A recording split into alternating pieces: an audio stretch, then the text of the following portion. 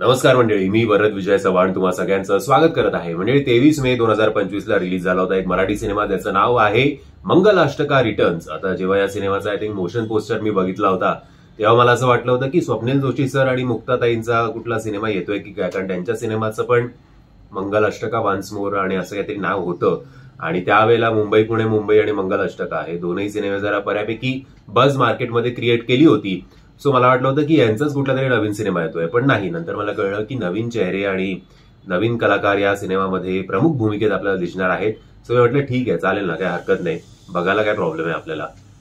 आणि कॅची वाटलं होतं नाव तसं बघायला गेलं तर. बट 2 तास 20 मिनिटाचा हा सिनेमा, म्हणजे इंटरव्हल धरून 2.5-3 तास तुम्हाला थिएटरमध्ये हा सिनेमा बघण्यायोग्य आहे का, चला तर या व्हिडिओमध्ये एकदा जाणून घेऊया. म्हणजे गोष्ट खूप नवीन आहे या सिनेमाची, आणि ती गोष्ट आहे म्हणजे की 2 राजकारणातली घराणी आहेत. हे दोघं पॉलिटिकल रायबल्स आहेत. एका घरातनं एक मुलगा म्हणजे आपला नायक, दुसऱ्या घरातनं एक मुलगी म्हणजे आपली नायिका. आणि हे पॉलिटिकल रायबलरीचं बॅकग्राऊंड असून सुद्धा हे दोघं एकमेकांच्या प्रेमात पडतात, स्वतःच्या कुटुंबाच्या जे काही बॅकग्राऊंड आहे त्याच्या विरोधात जाऊन. सो आता मला मान्य आहे की काय प्रत्येक वेळेला स्टोरी नवीन असली पाहिजेच असं नाहीये, बट स्टोरीचं प्रेझेंटेशन तरी मग चांगलं असलं पाहिजे, ते कन्व्हिन्सिंग असलं पाहिजे की आपण काहीतरी एक फ्रेश नवीन बघतोय असं आपल्याला वाटलं पाहिजे. अनफॉर्च्युनेटली या सिनेमामध्ये तसं काहीही नाहीये.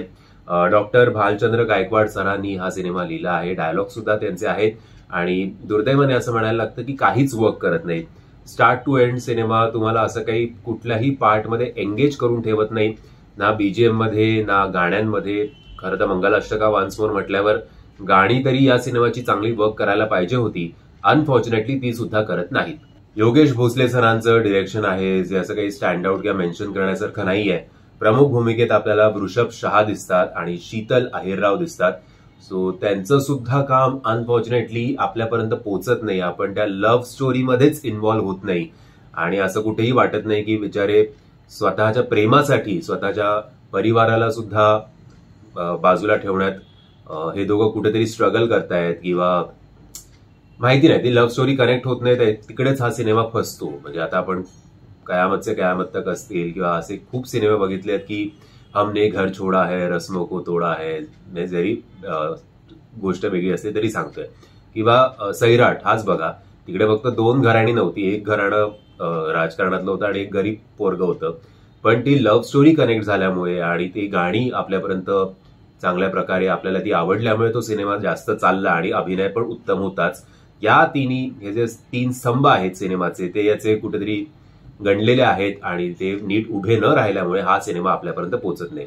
सपोर्टिंग स्टारकास्टमध्ये आपल्याला सक्षम कुलकर्णी दिसतात, जे त्यांनी काम बरं केलेलं आहे. प्रसाद ओक सर आहेत, सोनल पवार आहेत, आनंद इंगळे सर आहेत, कमलेश सावंत सर आहेत, सुनील गोडबोले सर आहेत, प्रसन्ना केतकर सर आहेत, आणि समीर सर आहे, श्वेता खरात आहे, प्राजक्ता सुद्धा आहे, भक्ती चव्हाण सुद्धा आहेत. सो असं कमलेश सावंत सरांचे तरी काही काही स्वतःचे मोमेंट्स आहेत, बट असं स्पेशल मेन्शन करण्यासारखं काहीच नाहीये. पी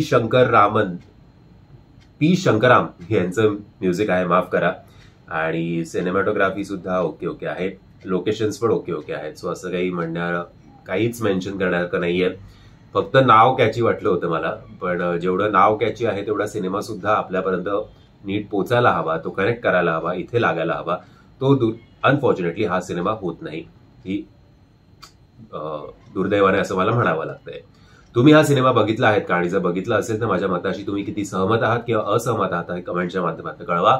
आणि जर तुम्हाला हा व्हिडिओ आवडला असेल तर प्लीज या व्हिडिओला लाईक, शेअर आणि चॅनलला सबस्क्राईब करायला विसरू नका. जय हिंद, जय महाराष्ट्र.